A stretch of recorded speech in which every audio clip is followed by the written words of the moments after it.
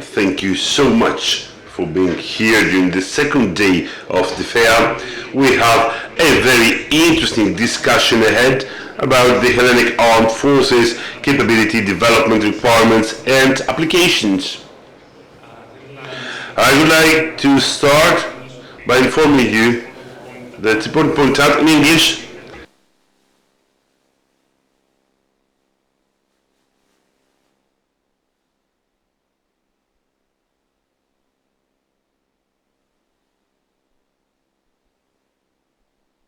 Let me start by inviting Mr. Dimitrios, General Dimitrios Choupis, Chief of the Hellenic National Defense General Staff. Please come on scene, General. Thank you. Good morning. Let me also welcome the Director General of Mr. BOURAS, Major General, General Director of General Directorate for Defense Investments and Armaments, and the President of SEKPY, Anastasios, Rozolis, Hellenic Manufacturers of Defense Materiel Association. The discussion will start with some initial statements and then we shall have time for questions. Chief, please, you have the floor. Thank you. Thank you so much.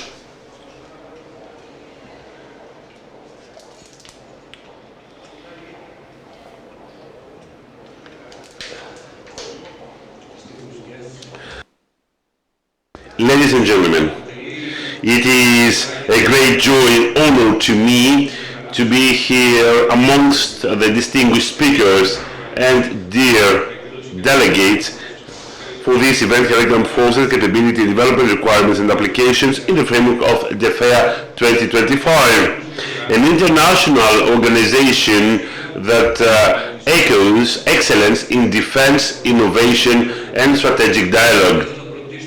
First of all, I would like to deeply thank the organizers, Rota Company and SEKPY, the Hellenic Manufacturers of Defense Materiel Association, for the honor and invitation, and later on I would like to congratulate them for organizing this event. Our presence here today is not just to promote top-edge technologies, but also to have a feedback about defense technology and industry through the use of different teachings that are offered to us by the modern fields of operations and the gradual technological developments in the defense sector. In an era during which the safety environment shifts with unprecedented speed and intensity, the challenge that we are facing is not just a series of small threats, but a very complicated, multifaceted phenomenon that requires a holistic thinking and strategic action. As you can tell from the geostrategic developments in Ukraine and the Middle East, the traditional military threats coexist with new ones, hybrid threats, which combine the classical tactics of destabilization with the evolving capabilities of the non-manned, unmanned systems, cyber war, AI, digital intrusion, the expansion of misinformation, and the different tech distortions. Consequently, it is quite clear that the management of challenges in the modern battlefield requires a very cohesive, holistic approach that does not limit itself only in defense, but it extends to the financial, social, and environmental stability. As a result, the promotion of interoperability and resilience between the different state entities, intelligence services, armed forces, and the private sector is of paramount importance for our national safety strategy.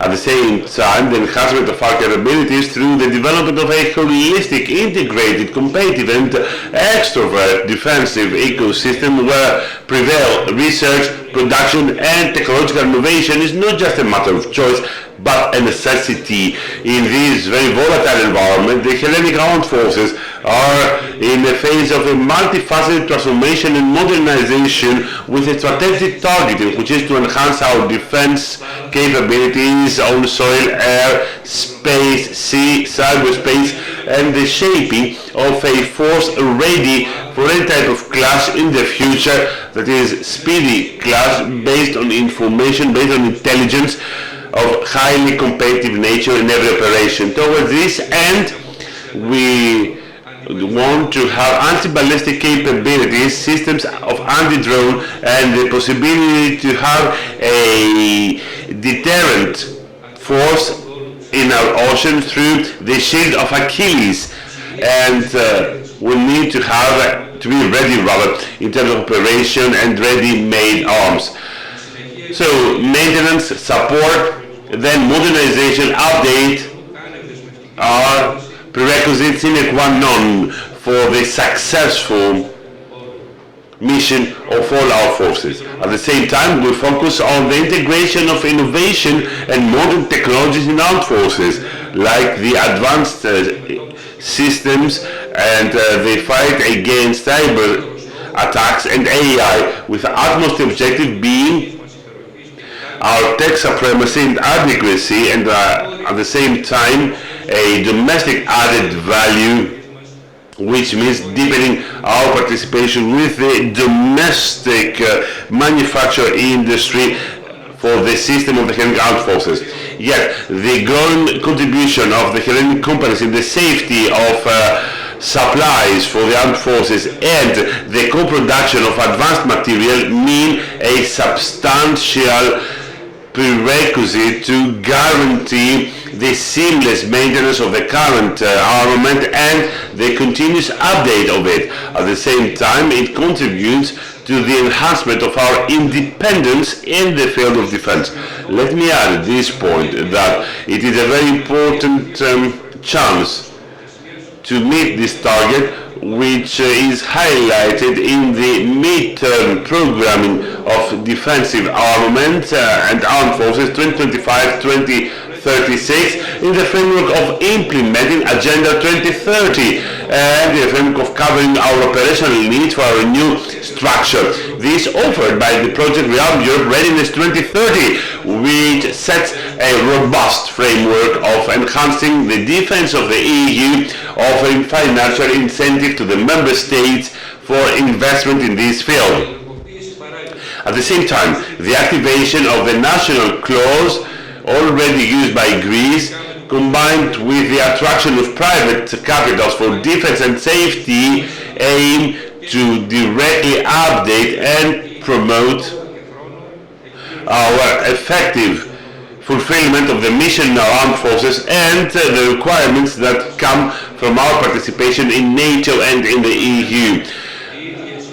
Furthermore, armed forces themselves are able to become a dynamic pillar in order to build a modern and agile defensive ecosystem of innovation in the framework of the overall strategic planning in our country, with factories, with plants, research centers in the armed forces, surpassing and overcoming their traditional role in maintenance and support of current armament by playing at the same time a more and more advanced role in the procedure of producing or domestic growth of new products of high tech and operational value through a close cooperation with the academia and the defensive industry. Moreover, the Research Center Tech Growth and Innovation, KETAK, that is in Greek, which is a current unit of GESA, that is of the General Staff, has developed personnel and armament, advanced prototypes of top-edge technology presented in the fair, working in the interconnection between research and battlefield reality.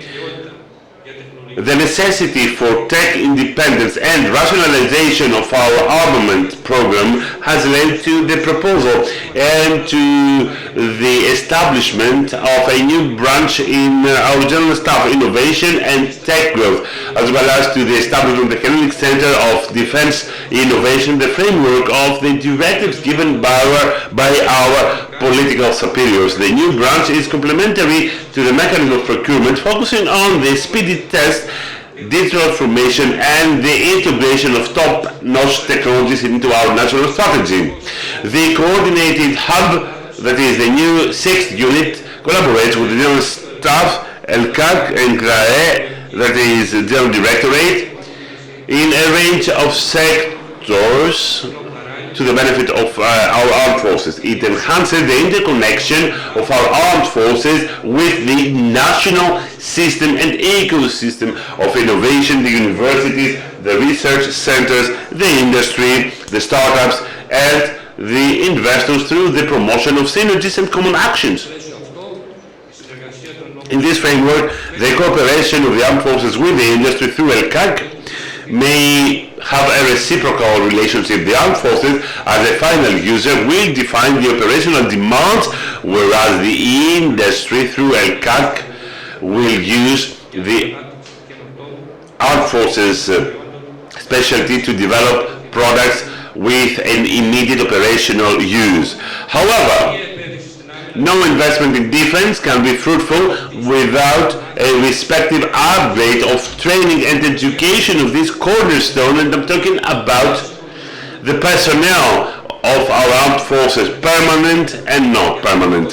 For that reason, it is of paramount importance to continuously upgrade and train our staff in tech-related systems, the enhancement of interoperability and resilience with our allies, as well as the connection between our productive schools with the academia, and the more powerful integration in the ecosystem of innovation through the participation into research programs. Besides, it is very fruitful toward this direction, the upgrade of other people through the creation of the volunteer personnel and the idea of the continuous support and offer towards our homeland as a way of life. Ladies and gentlemen, today's geopolitical conjuncture with the upgrade of hybrid threats and the speedy tech growth imposes the development of agile, innovative, and directly available solutions, as well as the enhancement of defensive readiness, resilience, industrial capability, and strategic independence. The Hellenic Armed Forces already in peacetime design, they are reorganized, and they are armed by investing in innovation and tech independence, interoperability, and speedy decision making to guarantee all necessary readiness, availability, and responsiveness to all fields of action: soil, air, sea, space, and cyberspace. I would like, wearing my hat, to highlight that defense and domestic industry should evolve hand in hand. We want to see the revival and enhancement of the Greek defense industry as a strategic partner, and not just as an ancillary factor through co-productions, through PPPs, and incentives given for innovation. We can build an agile, extroverted, and tech-advanced ecosystem. Last but not least, allow me to underline the principle and the value that transcends our actions, which is the unity of efforts. Our national defense is not a sole responsibility of the armed forces. It takes intergovernmental coordination, collective participation, and a national awakening that links practice with theory. The fair in this framework can play a critical role as a meeting point between the state, the industry, the science, and strategic thinking. Let us all use this organization in order to reaffirm our collective commitment, that is, defend what is valuable to us. Let us get prepared for what is ante portas, and let us build together a deterrent power that will meet the values in our alliances. Thank you.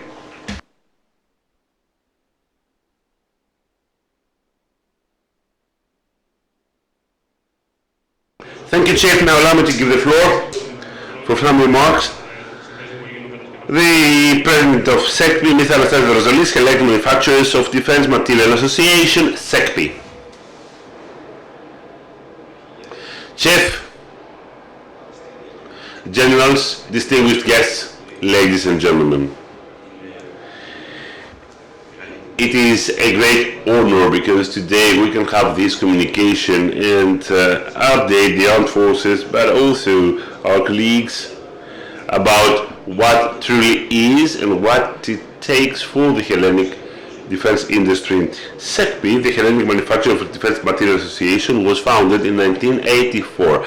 Many years have passed by when a group of small companies, mainly some small engineers, started the association. Today we have more than 250 companies as members. 250 companies in Greece in the defense industry? No. These are companies that are related to defense. These are companies that are interested in getting involved with defense because they see the trend. The association right now, apart from Greece, apart from the Greek programs, participates in the European Association ASD and ENDR. ASD is the big association of the defense industry in Europe, where directly it proposes the different views of the European defense industry towards the European Commission. What is the defense industry in Greece? Defense industry in Greece, including the defense industry that belongs to the armed forces, which is of utmost importance, is mainly SMEs. It's about SMEs, small and medium enterprises. We are an industry that is competitive after the crisis, where 30% of our companies shut down. Our companies today are construction companies. They are companies that participate with repair overall. And of course, we have companies that are world champions, companies in different sectors. Many people, our society today, due to lack of information, but also due to the overall industrial culture, says in Greece we have no industries. Yet in Greece we do build some parts of Leopard for the world, we do build batteries for submarines, we build some parts for F-16 for the whole world. And during the last years we do have a great increase in the companies that are dealing with new tech, cyber defense, AI, big data, and so on and so forth. The Greek defense industry, having taken the learnings of the past when we committed some errors, for instance, a country that does not produce its own revolver has invested in making its own anti-air system. Greece is a country of 10 million inhabitants. What should be our destination? Synergies, partnerships in the new European branch, European aircraft or American aircraft. We must be parts, we must be co-producers. This is not a trade unionist claim like 30%, 25%. Of course, it is to the benefit of the defense industry, but since I see that in the audience we have different people from the staff of the armed forces, have you ever thought that in a crisis period, not just in war, let's take COVID, which was a crisis, what will happen if there is a problem? If we say that we're going to have maintenance abroad, it's not just a financial aspect, it's also an operational thing, because you might pay, but the technician can be located in another country on planet. It's a national important role. Apart from being co-producers, we must be in the foreign support and in the maintenance after that. According to our studies, and according to the studies made by the American Armed Forces, the main armed systems during their lifespan cost for the user from 3 to 5 times, especially if talking about aircrafts. The infamous purchase of the century F-16 do fly still, which means a big benefit operationally for the safety of supply and a financial benefit as well. I do believe that here is a good point that we must demand not 25 but 50 or even 100% participation of the Hellenic defense industry. So, in other words, we have a range in which Greece and its defense industry are not competitors with the foreign companies, which means that quite easily we can get into partnerships or joint ventures and participate in anything new that is going on. I'm talking about the big armed systems, because no reasonable person can believe that a country of 10 million people can build its own aircraft or its own submarine. It's not logical.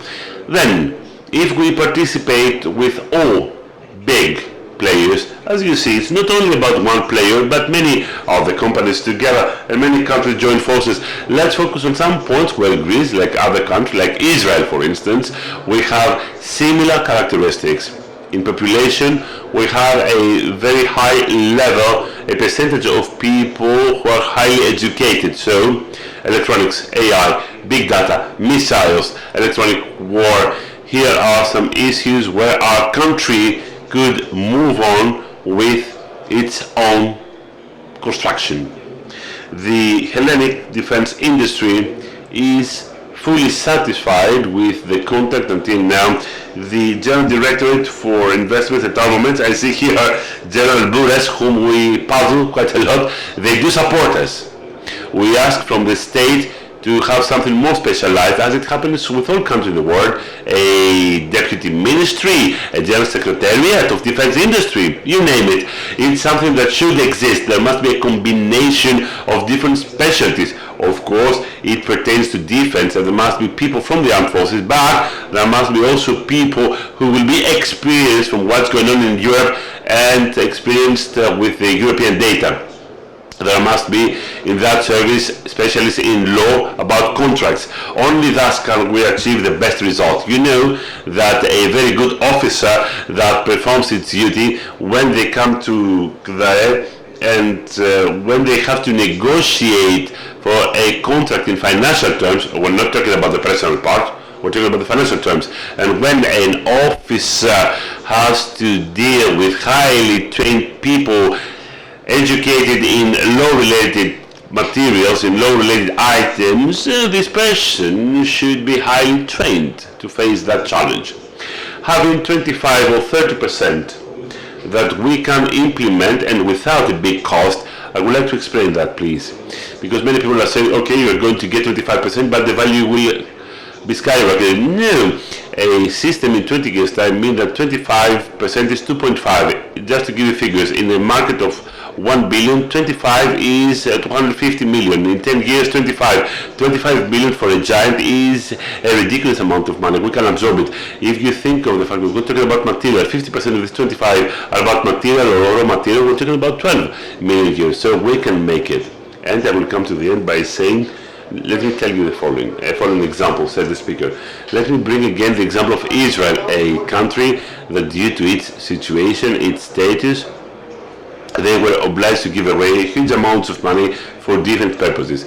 Having paid the first visit there in 1990, I saw a country that compared to Greece was less luxurious. Shops, homes, houses. The technology within these years that Israel got in its military strength today prevails in the private sector, cyber defense, security, dual use.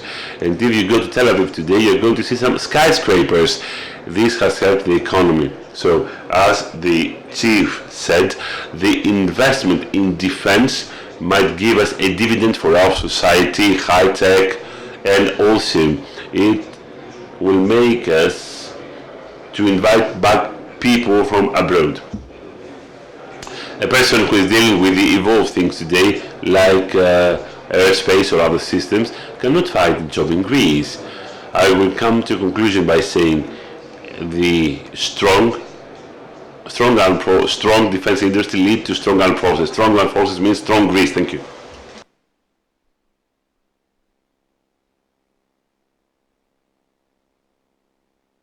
Thank you, Mr. Rozolis. Now let me give the floor to the Major General Ioannis, General Director for Defense Investment and Armaments, GDDIA or GDDIA.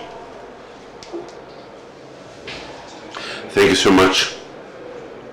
Chief, distinguished guests, ladies and gentlemen, it is a great honor to me to be here before you in DFAIR 2025, an institution that highlights the dynamic of the Greek defense industry, but also its interconnection with the wider geopolitical and technological advancement. In the dynamic of the industry and the developments in Europe, these are the items I'm going to mention. The safety environment forged in Europe during the last years has made clear that the enhancement of the European defense is not just a matter of choice, but a necessity. Through initiatives taken by the EU, we can see today a coordinated effort so that Europe can get a more powerful strategic independence and more resilient industrial base. The white paper on the Readiness 2030 in Europe describes the next steps for the coverage of critical matters, focusing on the sectors of the air and anti-missile defense in different drone systems and drone tracking systems, AI, quantum technologies, electronic war and cyber war. At the same time, the white paper foresees the institutionalization of European rules and regulations like European Defence Industry Product, the DIP, that will set the legal framework for the support of the defence industry. Security Action for Europe, SAFE, that will support the member states with loans having a grace period of 10 years and pay off in 45 years, as well as the Rearm for Europe. The activation of the national clause that will allow the relaxation of the fiscal and budgetary limitations to the member states and the enhancement of their defense. All the above are expected to attract capitals in the defense industry more than 800 billion euros, and this negotiation is pending. To this will be added the financing of the framework 2028-2034 and the funding coming from the European Investment Bank, which can finance companies in the defense sector. For all that, we can elaborate during our discussion that will follow, and allow me here to say that the European Commission meticulously examines the simplification of processes to review the institutional framework, implementation of armaments, focusing on Directive 81 of 2009 and 43 of 2009 through the initiative Simplification Omnibus. The message conveyed through these actions in Europe is that Greece should use the opportunity that lies ahead and should benefit on multiple occasions due to these initiatives. First of all, the participation of Greek institutions in the defense industry and in the academia and research community in recent programs of EDF is of particular importance and on the rise. Let us say that in EDF 23, all programs of 24 that is, we ranked 5th on a European scale, and we were behind from countries with a very powerful industry like Germany, France, Italy and Spain.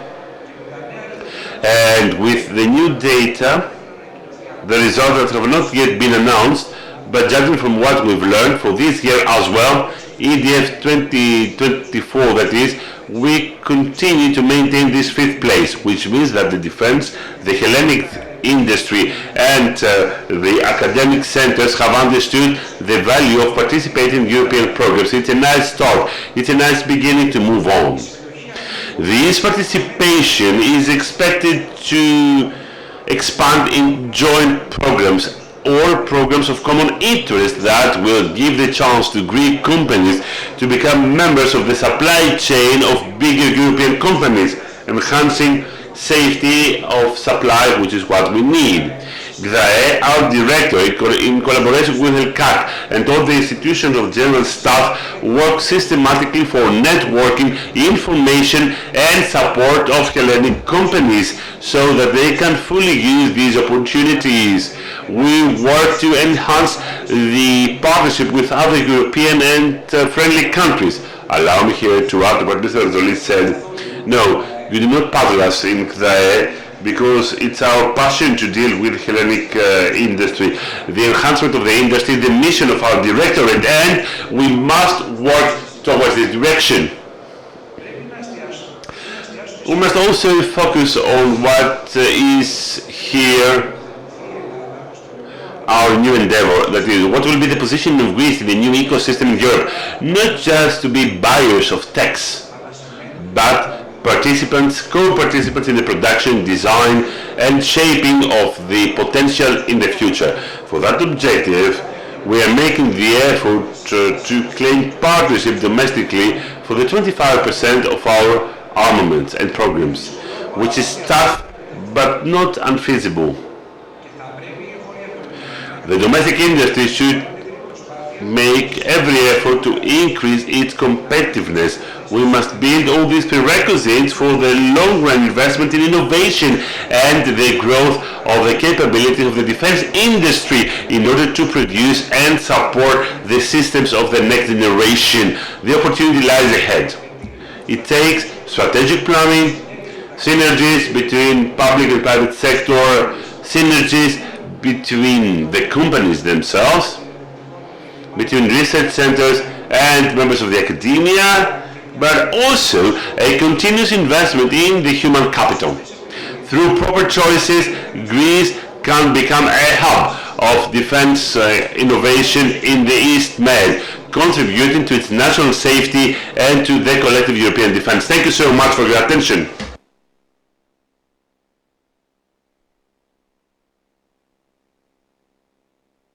Thank you very much. Now we will go to the next phase, that is our Q&A session. Chief, let me start with you. I heard your presentation. You talked about the initiative Rearm Europe and the different funding tools offered by Europe for the enhancement of the different capabilities, the defense capabilities of the member states. My question is the following. What are the next steps from the Greek side to enhance the capabilities of the armed forces in the modern operational field, that is in the cyber field, in space, in comms? And what products, what systems could be offered by the Hellenic defense industry that will meet the demands of the staff as described in the long-run planning that was approved some days ago? Thank you very much for the question. What I would like to highlight is that throughout this procedure, our beacon is first of all the approved multi-annual program for armaments. As said by the minister yesterday, we have mentioned that on multiple occasions, the first time that this is drafted, approved, and has a prioritized thinking, financial support, and a planning that defines priorities when it comes to our armament. In these priorities and in this planning that has taken place with the different branches and through the ecosystem based on the lessons coming from wars, the development of tech, and all similar items, as I said before, for sure we can tell that to us the battlefield and the evolution of operations have some main characteristics that in no case this multi-annual program couldn't take into account. These are the use of learnings and the legacy of these innovations, which are the ones that will make the difference in the modern battlefield. At the same time, the traditional support through the drafting of the program of all strategic capabilities, mobile or not, that play a pivotal role for the implementation of our defense design. Let me be more specific. Armed forces, Navy, cyberspace, space, all together, this is the common factor along with a modern field where information is galloping, and this imposes to us, the ones in operation, we must take speedy decisions. So this circle with the legacy of technology within our own ecosystem of companies and the companies of defense tech at this phase should gradually, we should use the notion of innovative and SMEs and startups. Startups, I think, is the critical factor that will give to innovation its big contribution to a defense tech and to a defense industry that in the years of the financial crisis had suffered a lot vis-a-vis its operation. At this phase, though, let me stress that in no case do we forget our traditional systems, which have proven through the lessons of the past that are the multipliers for our force and the ones that are making the difference in achieving our strategic goals. I'm talking about the different missiles, about the different systems as proven in practice, and second, deterrence. Deterrence in against any missile hit or in any related matter are included as a first priority set under the notion of Achilles' shield as set within the Agenda 2030. By way of conclusion, allow me to say that all strategic operational planning was included within the long-run program of armaments, and there is a very big space to use new technologies, financial tools as they come from the EU. And let me here say that policy at the EU should understand that if we don't do anything right now, that we see a threat in Europe, I think that this will be the last margin and the last case to use the possibility of the defense industry, not just in our country, but also in other countries of the EU as well. And of course, I would also like to say that for the first time through this planning, we have a relationship through the continuous support, which is of pivotal importance for the lifespan of our defense programs. So we're also talking about update, which is a second strand. We don't forget what exists, but we update it. Thank you so much, Mr. Rozolis. This 20-year planning of our armament, is it a guideline? Is it a compass for the defense industry? Is it helpful in designing the next steps, your investments? And since this was mentioned on multiple occasions by the minister, that we stop buying from the shelf. This shelf, did it only include foreign products or systems with Greek participation? How can we increase the participation of Greek companies in big systems, even if produced on another European soil? Yes, as we've said on multiple occasions, the defense industry has an important difference from the industry for civilians. In all countries, defense industry goes hand in hand with the armed forces of each country.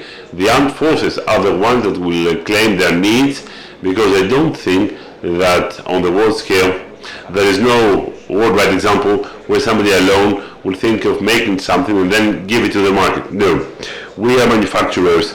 The Hellenic Armed Forces are the users. They are the ones who see the needs and what comes ahead.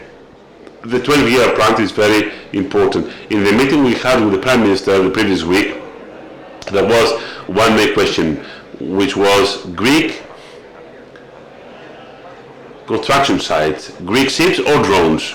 There's a big difference, Greek shipyards or not. Now, for the defense industry, the daily discussion communication with the Hellenic Armed Forces is of paramount importance. Furthermore, the main systems in the past, as it is logical, big systems come from abroad. That is why I told you before during my speech that we must be participants, especially for Greece. We don't have any automotive industry.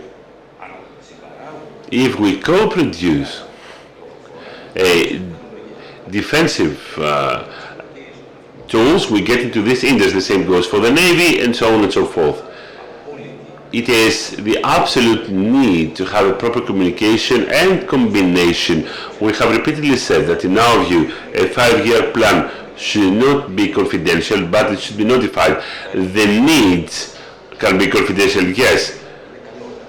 It is wise to know what is going on, but what is most important to us is that the state should pass the message that, you know what, in order to buy your system, you must also be satisfied when it comes to co-production. Of course, when it comes to Hellenic systems, you know, in the past, Hellenic companies were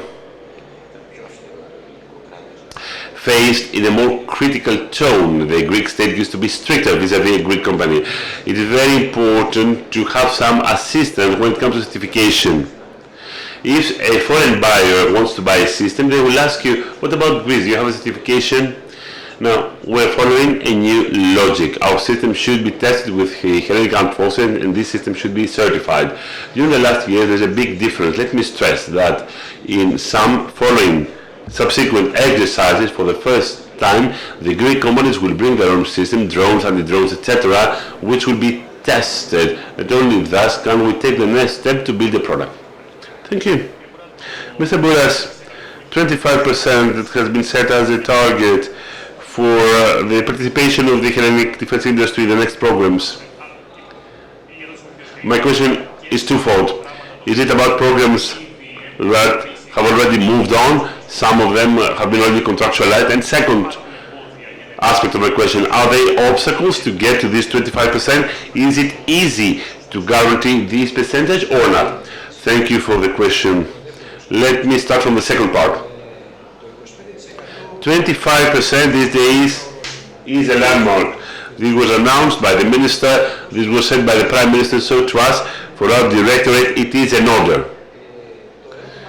The question is, to what extent the industry can directly meet this order. Let us be frank, right now, the Greek defense industry does not produce a big number of final products. It produces mainly different parts that go to final products. It's not easy for the next day to get to this 25%, but we must start from somewhere here. We do have a unique opportunity, whatever we've said before, and we agreed, all speakers agreed about it, whatever was announced in Europe is a unique chance for the industry. We must chase this 25%. From now on, in all programs that will come to us, it will be a prerequisite, this 25%. So all staff that start to be the different terms to have a tender or to reach an agreement, they should set this prerequisite as a clause sine qua non, so that we can pass the ball to the industry and be highlighted. Here, allow me to add, before replying to the first part of your question, that the industry should also make some steps. That is, we don't give final products, yes, but the industry should invest more. It should invest in tech growth. They should look into certification matters, standardization with the European products, so that it can be ready to take the next steps in order to forge synergies and co-productions with the big European companies. Now, let me come to the first part of your question. For the already contractualized programs, can we claim something more? Of course, yes. Already we have started so. Since 25% was announced, and seizing the opportunity of the fair, in all our conversations with our Directorate, we have already started to talk about it. We talked to companies which have given 12 or 15% for frigates, naval group and frigates, or companies which have given nothing, American companies mainly, and some other European companies. We are telling them that they should look into that. That is how we can reach something, a percentage, not 25%, but a percentage for the defense industry. We do not produce, but Mr. Rozolis said it so. We can very easily be participants in the support of systems, in the lifespan of systems. We're not saying that 25% will be achieved through one contract, but in the long run, it is feasible. Thank you. Chief, before you mentioned Ketak, which is doing a marvelous job. We saw in the booth the different drone and the drone systems, etc.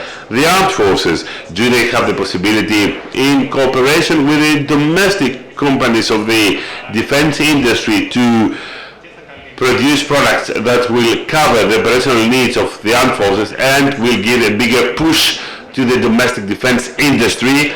And a follow-up question, what about the new branch that was created that meets the needs of the armed forces, transferred to LCAC to be the middleman with the industry?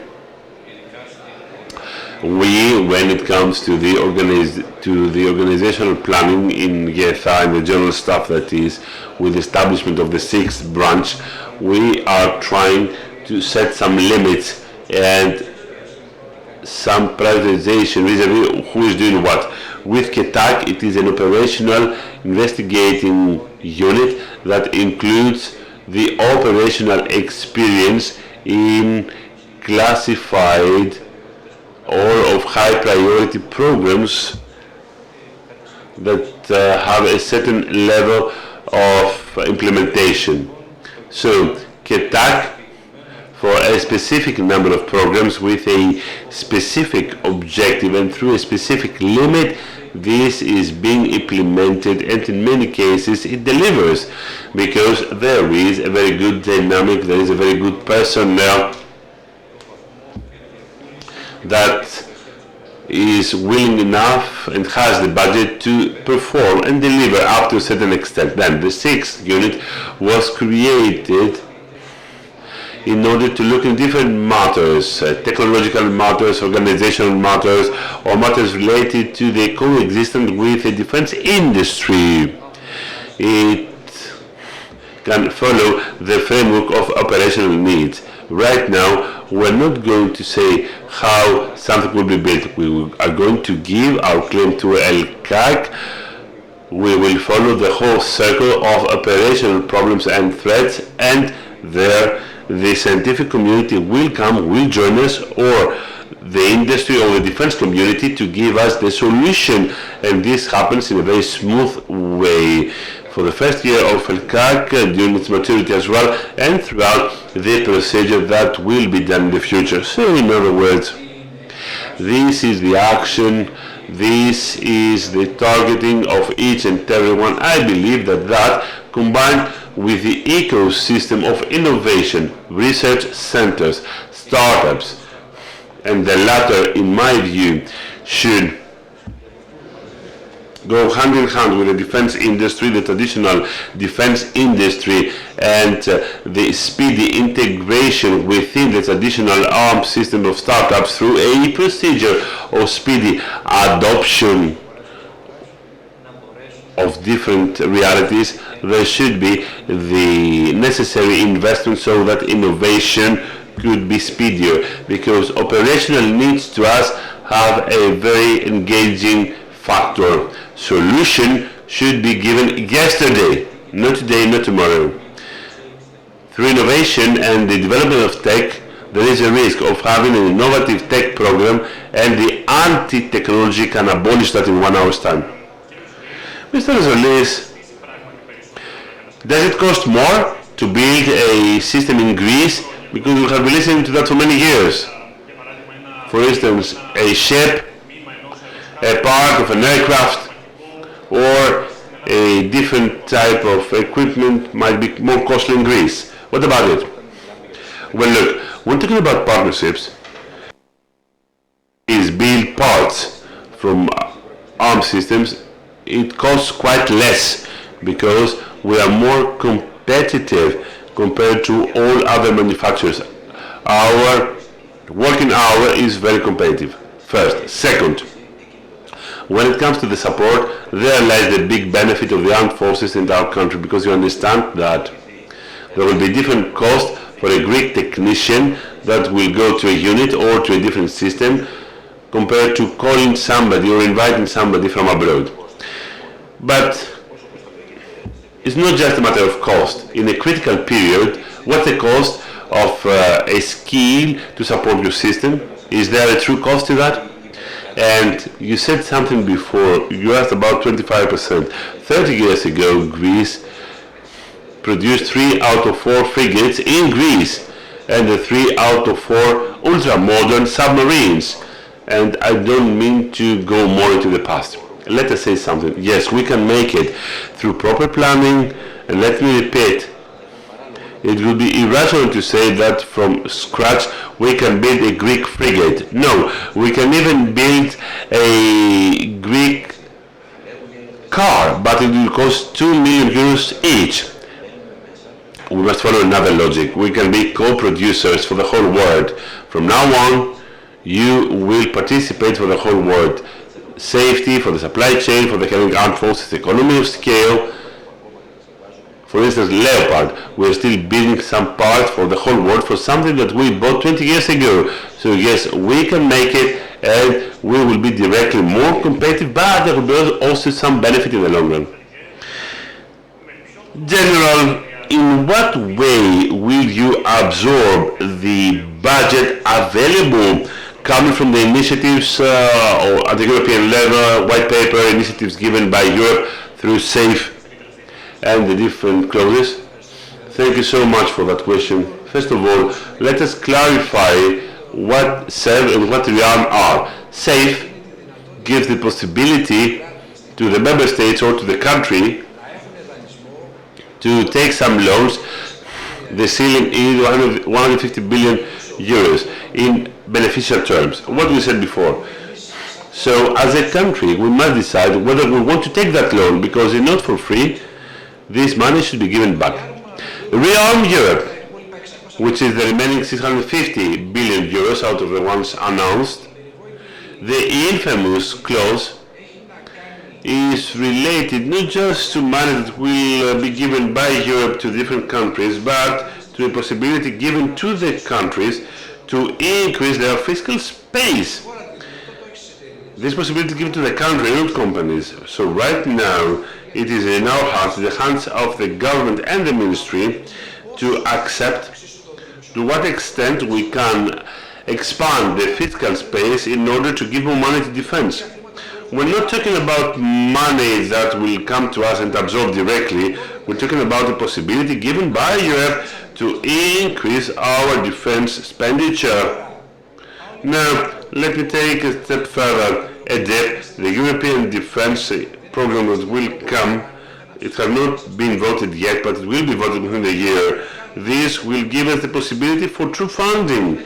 What has been announced for EDIP 21-27, few years are still ahead until 27, but this is what we know now, is a funding of 1.5 billion euros. We're talking about co-financing in common procurement. Things are simpler to absorb. Quite simply, we can say that the staff will decide to go in common procurement with other European countries, and upon the decision, we shall save 35% of the value of our armed systems. So, using this possibility, we shall absorb a big portion, a big part of expenditure that we have ahead, and it will be useful due to the 12-year planning. There will be some beneficial terms in order to include more systems to our initiative. Thank you so much. And I will take some more time for a last question to the Chief. Chief, are we concerned with the effort of Turkey to get into the European industry? Well, look, I would argue that this activity of Turkey is more related to the targeting of Turkey and not to our own. Our own targeting should clearly be that anybody who goes into a space of defense industry should respect some principles and some values that are a European acquis. I believe that is a prerequisite sine qua non. As our own position, whoever wants to get into a sector in a competitive condition should respect all principles and values according to the European acquis. So everybody should respect exactly that reality, and I believe that this is my reply. Everybody should understand that. This can be understood by all Europeans. This is the first prerequisite. Second prerequisite is that the entry into and the accession into the EU. If somebody is approved, it means that the common acceptance of safety matters, security matters, standardization matters, interoperability of an organization are considered as prerequisites sine qua non, and they are respected by all countries. So, technology the industrial and scientific acquis that came through a development planning of the EU or NATO right now through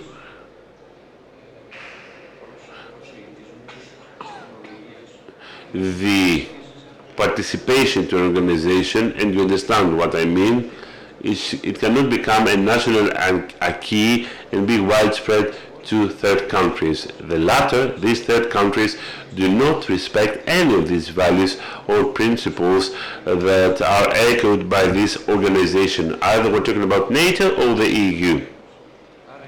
So I believe that in many cases the development of the Turkish defense industry for their own national targets, when this has an export character for specific users, in many cases it does not follow the principles and values that I said before. So my reply is no. Thank you so much. Thank you. Thank you very much. Thank you all. I wish you a very nice day. Thank you.